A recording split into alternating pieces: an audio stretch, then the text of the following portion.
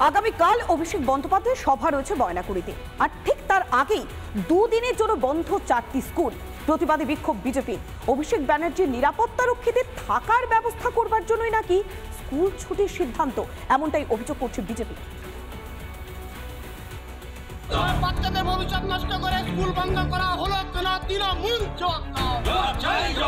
বন্দে মাতরম, বন্দে মাতরম, বন্দে মাতরম, বন্দে মাতরম, ভারত মাতা কি জয়, ভারত মাতা কি।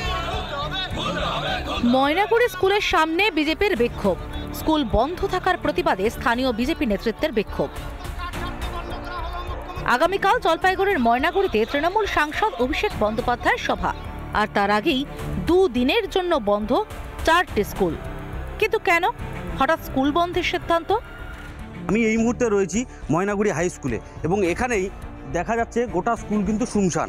যদিও স্কুলের একজন অফিস কর্মী তিনি জানাচ্ছেন যে তাকে বলা হয়েছে কেন্দ্রীয় বাহিনী আসবে দুদিনের জন্য এবং দুদিন বাদে কিন্তু স্কুল খুলে যাবে।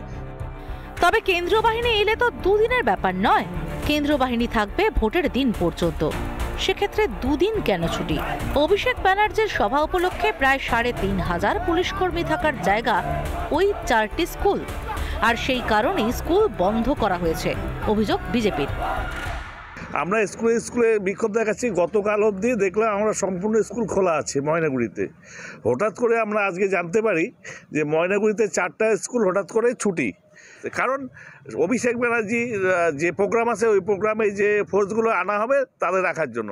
ওনারা কি খবর টবর জানেন জানি না, কারণ আমরা তো দেখতে পাচ্ছি যে আমাদের সমস্ত জেলাগুলোতেই এখনো নির্বাচন ঘোষণা হয়নি, কেন্দ্রীয় ফোর্স ঢুকে গেছে, সেন্ট্রাল ফোর্স ঢুকে গেছে। এটা পুলিশ বলতে পারে, পুলিশ প্রশাসনের বিষয়, পুলিশ তারাই বলতে পারবে এই বিষয় নিয়ে। আমাদের সাথে এর কোনো সম্পর্ক নেই। দুদিন বন্ধ স্কুল জানেনি না স্কুল পরিদর্শক। স্কুল বন্ধ হয়েছে, দ্যাট ইজ HM হয়তো জানতে পারেন, but they have not reported to me.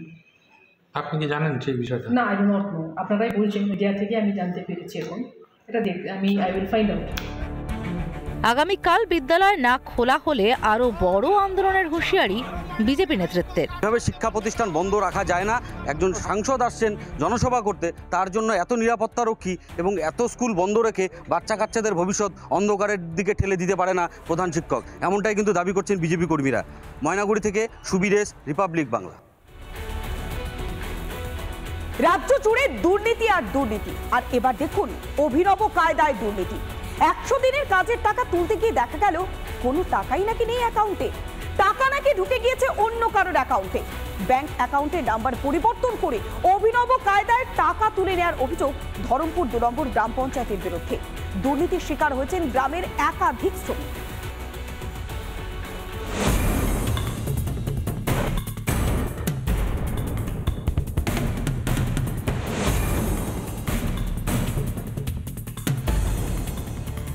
মিলছে না 100 দিনের কাজের টাকা।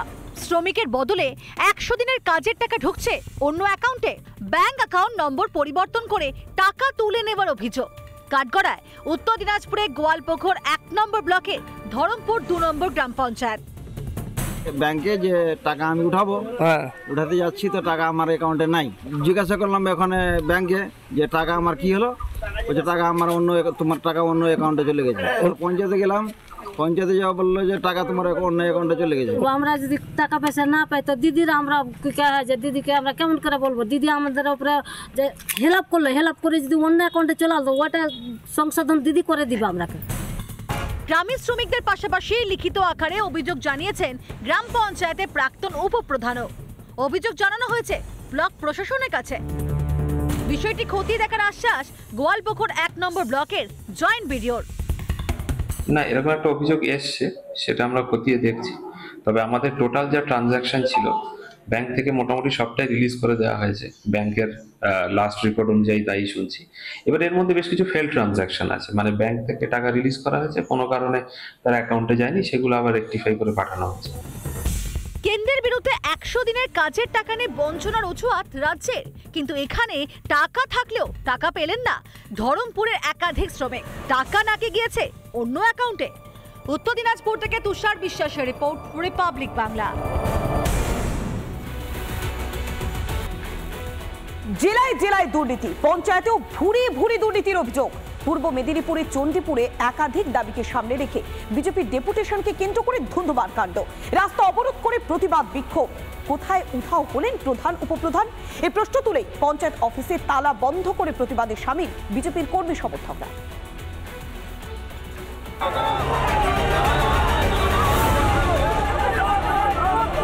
দুর্নীতির বিরুদ্ধে প্রতিবাদ, ডেপুটেশন জমা দেওয়াকে কেন্দ্র করে ধুন্ধুমার।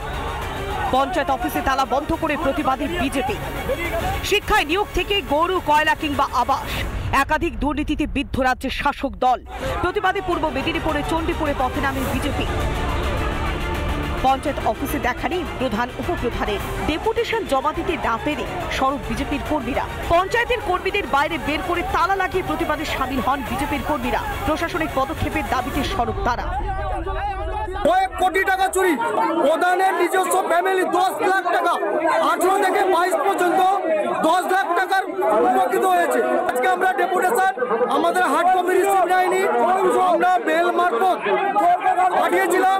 আজ প্রধান ভয়ে পালিয়েছে, অঞ্চলে বন্ধ, কোনো স্টাফ নেই, প্রধান উপপ্রধান কেউ নেই আজকে অঞ্চলে। ভিত্তিহীন ডেপুটেশন, এলাকায় সন্ত্রাস করতেই পথে নেমেছে বিজেপি। পাল্টা তোপ দেখেছেন তৃণমূলের ব্লক সভাপতি।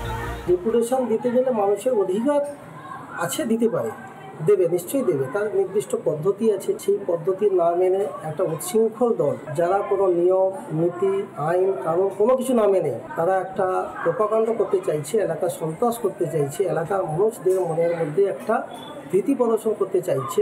ফলে এই ডেপুটেশনটা সম্পূর্ণভাবে অবৈধ আমার মনে হচ্ছে। কোটি কোটি টাকা দুর্নীতির অভিযোগ, পঞ্চায়েত প্রধানের বিরুদ্ধে গর্জে উঠেছে বিজেপি। সামনে নির্বাচন, তারা কি দিকে দিকে শাসক শিবিরের বিরুদ্ধে দুর্নীতির অভিযোগে সোচ্চার বিজেপি। পূর্ব মেদিনীপুর থেকে বিষ্ণুব্রত পান্ডা, রিপাবলিক বাংলা। কোথায় গেল হস্টেল তৈরির টাকা? দুর্গাপুরের সরকারি হোটেল ম্যানেজমেন্ট কলেজে পৌঁছে সে প্রশ্নই করল ক্যাগের টিম। হস্টেল তৈরির জন্য কেন্দ্রীয় সরকারের অনুদানের টাকা কোথায় ব্যবহার করা হয়েছে তার উৎস জানতেই বুধবার হানা দিয়েছিল ক্যাগের প্রতিনিধিরা। দুর্গাপুরের একটি সরকারি যে ম্যানেজমেন্ট কলেজ রয়েছে সেখানে ক্যাগের টিম হস্টেল তৈরির জন্য কয়েক কোটি টাকা দিয়েছিল বলে দাবি করেছে। অভিযোগ, সেই টাকা কোন খাতে খরচ হয়েছে তার কোনো প্রমাণ কলেজ কর্তৃপক্ষ দিতে পারেনি, আর ঠিক সেই কারণেই ক্যাগের হানা। অন্যদিকে বিষয়টি জানা নেই বলেই সাফাই দিয়েছে আসানসোল দুর্গাপুর উন্নয়ন পর্ষদের ভাইস চেয়ারম্যান। এটা একটা রুটিন চেক আপের জন্য এসছেন।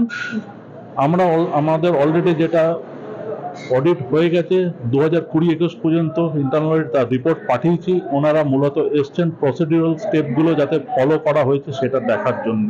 ওনারা এসছেন 2020 যে রিপোর্ট অলরেডি সাবমিট করা আছে তার সব স্টেপগুলো প্রসিডিউরাল ফলো করা হয়েছে কিনা কোনো কিছু সেটা চেক করতে এসছেন। 22 তারিখের জন্য কিছু জিজ্ঞেস করেননি আমাদের। এই অর্থের ফিগার যেটা আপনি বলছেন এটা আমার জানা নেই, এটা এখনো হয়নি, কিন্তু খুবই অবশ্যই খুবই দরকার।